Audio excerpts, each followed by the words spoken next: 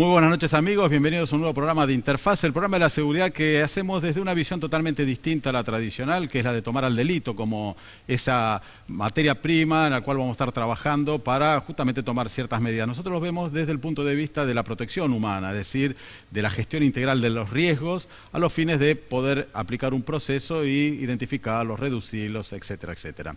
Siempre destacando la interdisciplinariedad que tiene, por eso es que hemos tenido distintos invitados en los cuales tienen distinta formación, distintos orígenes, y hoy no escapamos a esa situación por lo que tenemos de invitado a un gran amigo, Carlos García, a quien le doy la bienvenida. Carlos, muchas gracias por venir. Muchas gracias a ustedes, Ricardo. Bueno, Carlos es el presidente de SAR Argentina, ¿no? ¿Es así? Sí, efectivamente, es una rama de la Asociación Argentina de Prevención de Catástrofes. Bien. ¿Cuál es, así una síntesis, tu relación justamente con las emergencias y los desastres? Bueno, a ver, nosotros pertenecemos a una institución que se dedica a lo que se denomina búsqueda y rescate.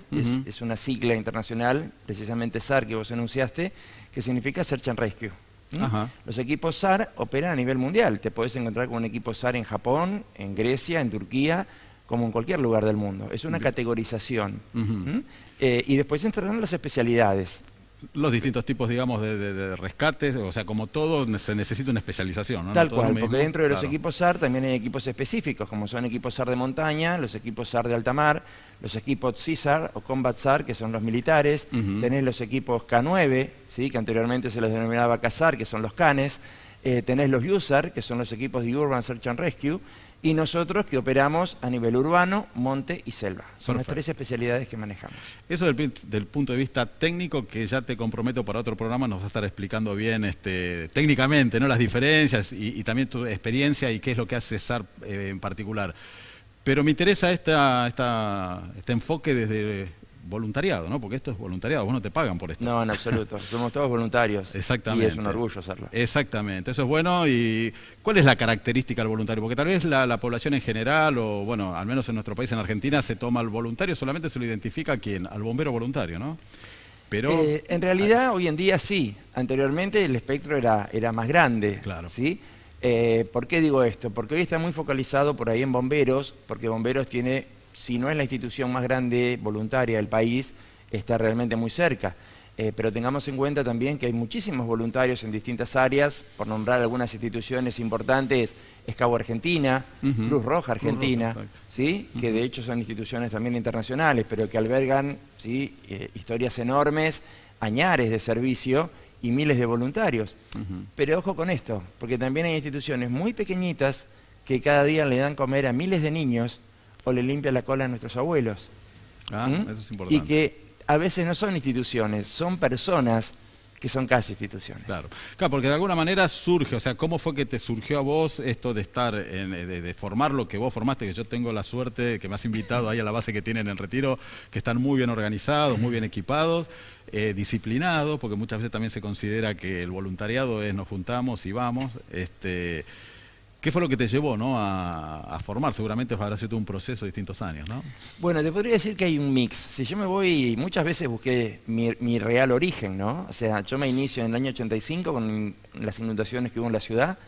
Quise colaborar, no sabía cómo. Por entonces pedían teléfonos de los pocos que había. No había una red telefónica, mucho menos internet y bueno.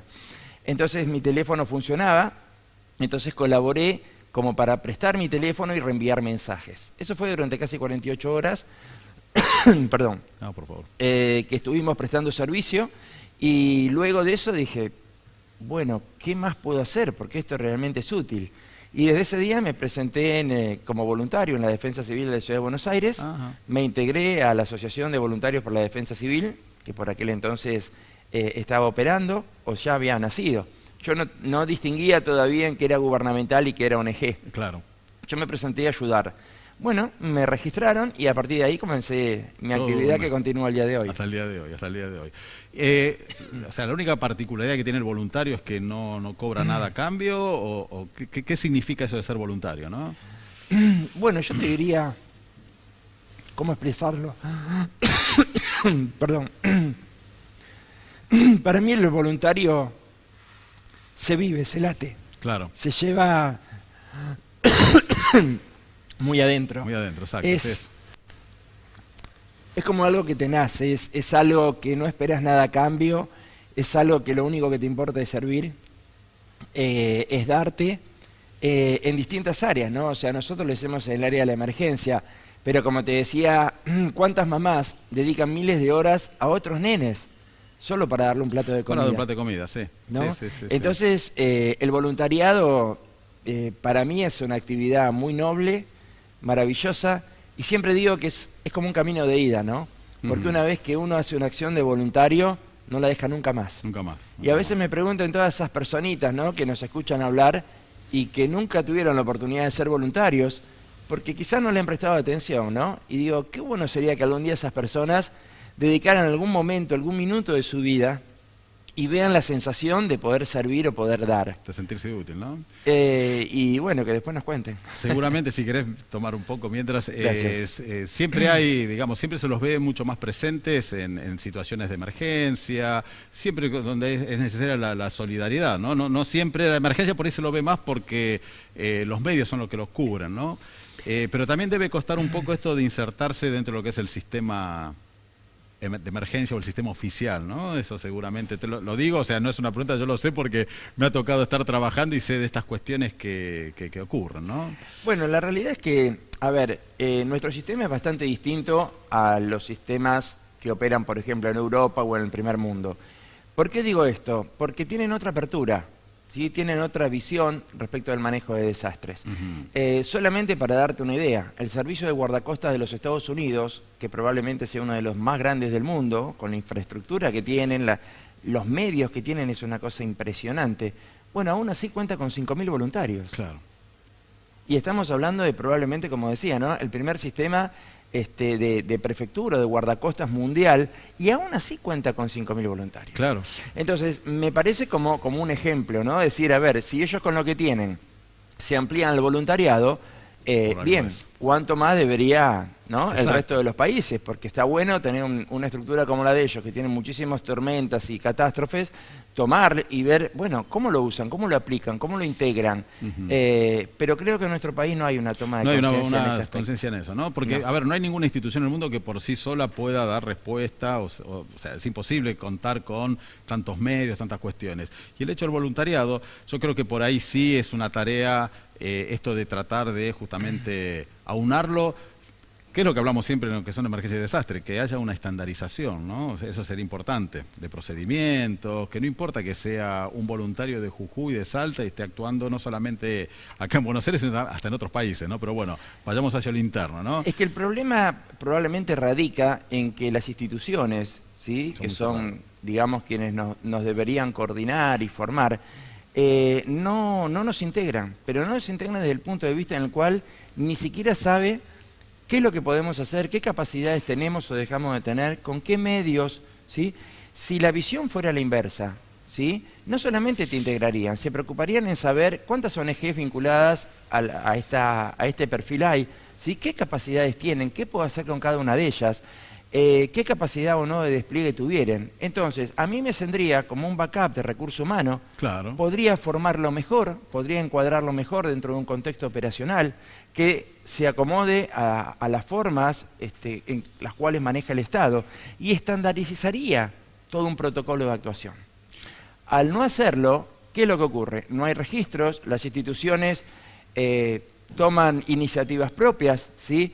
Entonces, en lugar de estar todos encuadrados en un sistema de comando, y no digo de comando incidente porque ya estaría la emergencia declarada, ¿no? Porque hay mucho trabajo previo, no todo es la emergencia, claro, ni la cual, respuesta. Porque nos podrían integrar y trabajar con las fuerzas y dar apoyo eventualmente a las fuerzas, pero no es lo mismo que te dé apoyo un equipo de rescate de carácter ONG que entiende lo que estás haciendo, sabe lo que vas a necesitar y está muy atento a los riesgos y factores implicados a la zona de impacto, que tener personal, como ocurrió por ejemplo en Rosario, donde no permitieron actuar a los voluntarios, y para colaborar luego con el GER, porque el GER estaba superado. Sí. No hay que olvidarse que parte del GER quedó en la ciudad de Buenos Aires, cubriendo, claro, y el resto fue a cubrir todo Rosario.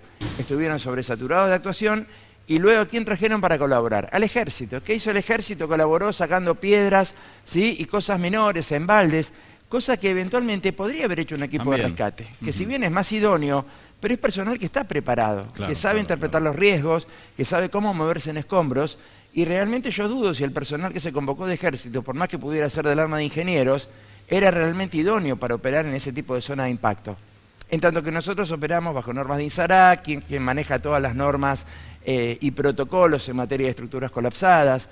En fin, nada de eso fue... De hecho, cuando se habla de considerado. sistema de emergencias, ¿es por qué? Porque lo componen distintos elementos, en este caso serían instituciones, que cada uno cumple una función determinada, pero con un fin último. Entonces es necesario esta articulación. Aquel que, por eso yo digo que un poco esta nueva, no sé si decirlo profesión, pero sí, va a ser especializado, que la gestión integral de riesgo de desastre, lo que hace es aplicarse un proceso. Yo lo primero que tengo que tener es un diagnóstico de lo que me puede pasar. Después los recursos que tengo. Entonces, como bien decías, capaz que ni siquiera te tienen registrado, o capaz que te tienen pero no está actualizado.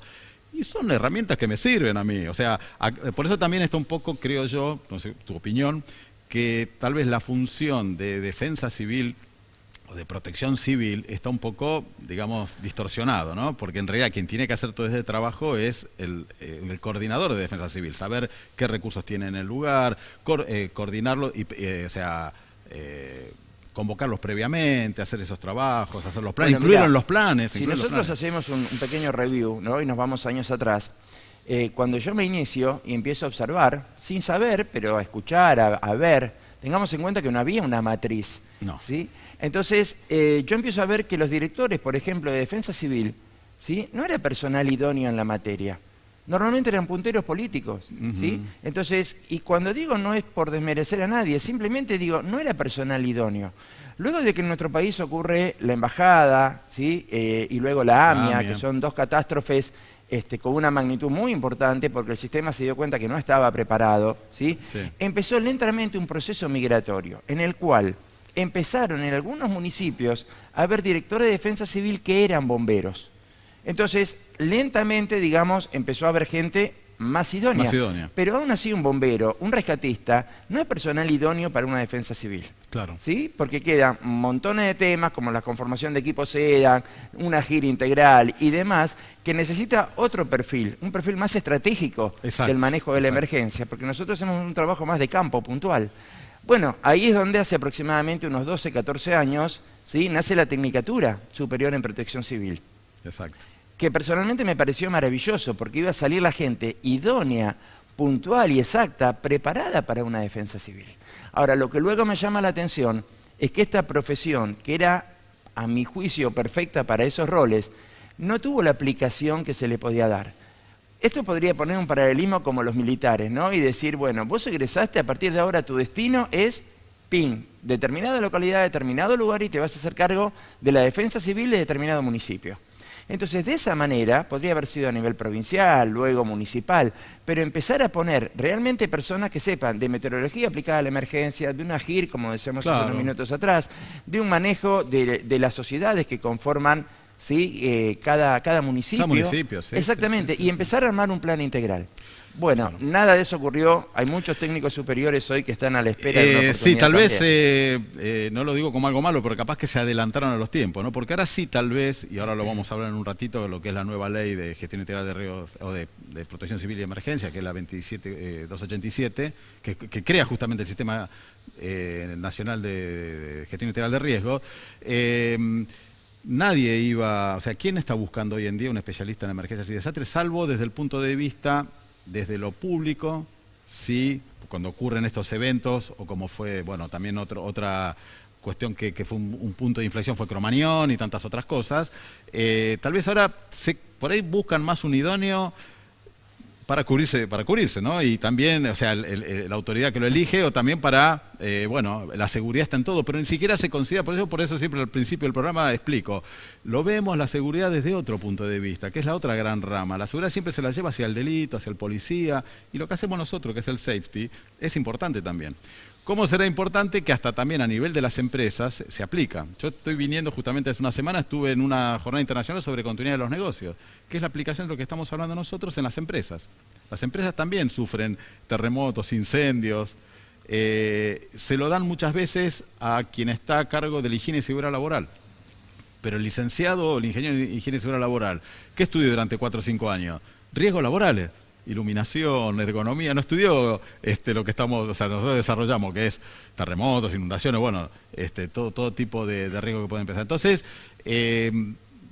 yo creo que de a poco se va a comenzar. O sea, yo también hago un paralelismo como ocurrió con la ley de las ART, la Superintendencia de Riesgo de Trabajo, que se exigía que los establecimientos cumplan con su función de cubrir, evitar accidentes o enfermedades laborales. Cuando les exigían poner en condiciones el lugar, decían, ¿quién lo hace? ¿Y un licenciado dónde hay? No había un licenciado en higiene y seguridad laboral. Por eso empezaron a aparecer tantos ofertas laborales. Yo creo que era también, y vos también estás muy al tanto, seguramente viste que cada vez hay más ofertas a nivel académico, ya sean de tecnicaturas, licenciaturas o mismo también diplomaturas en gestión integral de riesgo. Sí, lo comparto. De todos modos, te digo, creo que hay todavía un paso muy importante a dar, que es la concientización. Bueno, no sé. Creo que una cosa es la legislación, que es un paso, pero la concientización sería la raíz para encarar el problema. Vos hablabas hace unos minutos y hacías referencia, ¿no?, a la necesidad, y que en realidad lo hacen muchos para cubrirse las espaldas. Exacto. ¿No? En realidad. Nadie quiere tener un cromañón. Tal cual. Entonces, la metáfora es decir, a ver, tuvimos un Cavis, ¿sí?, que las personas de mi edad lo recordarán, costó alrededor de 3 o 4 vidas, un incendio bastante importante, mucha gente lesionada, ¿sí? Pero necesitamos un cromañón, claro, que fue, para tomar conciencia. Para aquellos que no lo conocen, Cavis fue también era un boliche bailable, ¿no? Era una Exactamente, discoteca que hubo un incendio donde, bueno, las condiciones de seguridad eran mínimas y, bueno, pasó y después justamente tuvo Tal que cual. pasar. Pero no bastó con eso. No.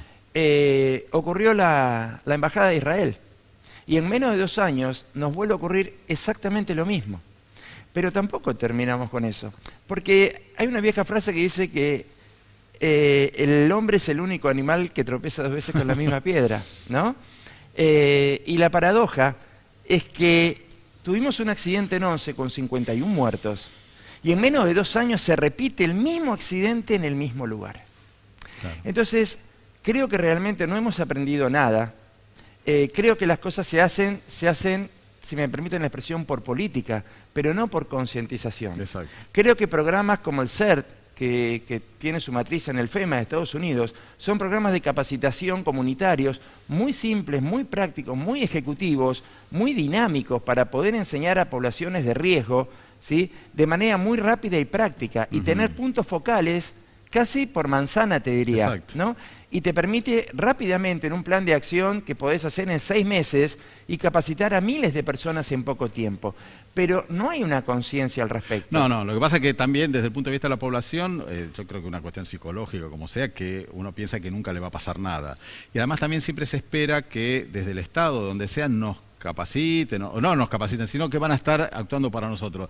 Pero también el propio, digamos, ciudadano es actor fundamental en esto. Entonces también necesita esa capacitación en autoprotección fundamentalmente, ¿no? En percibir los riesgos, lo que puede pasar, ¿no? Mira, yo siempre doy un ejemplo, ¿no?, del conductor, ¿no?, de un conductor de autos. Es 90%, 99% factible que todos los conductores de auto tengan un extintor en su auto. Sí.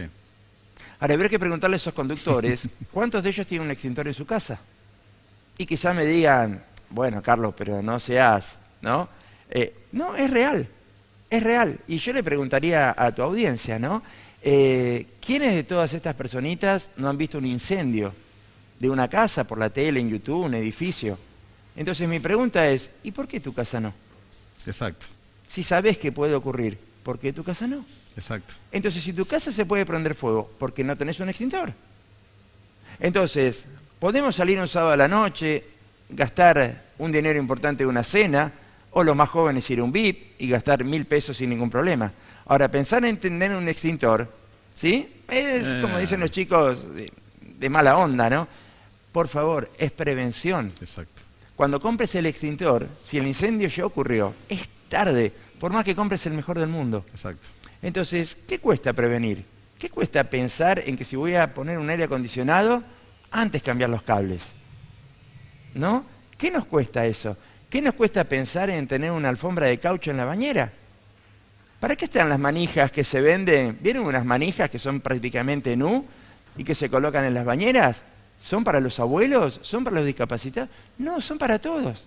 ¿Alguien pensó en algún momento que cada vez que salimos de una bañera estamos mojados en un pie, enjabonado, y encima levantamos el otro para salir de la bañera?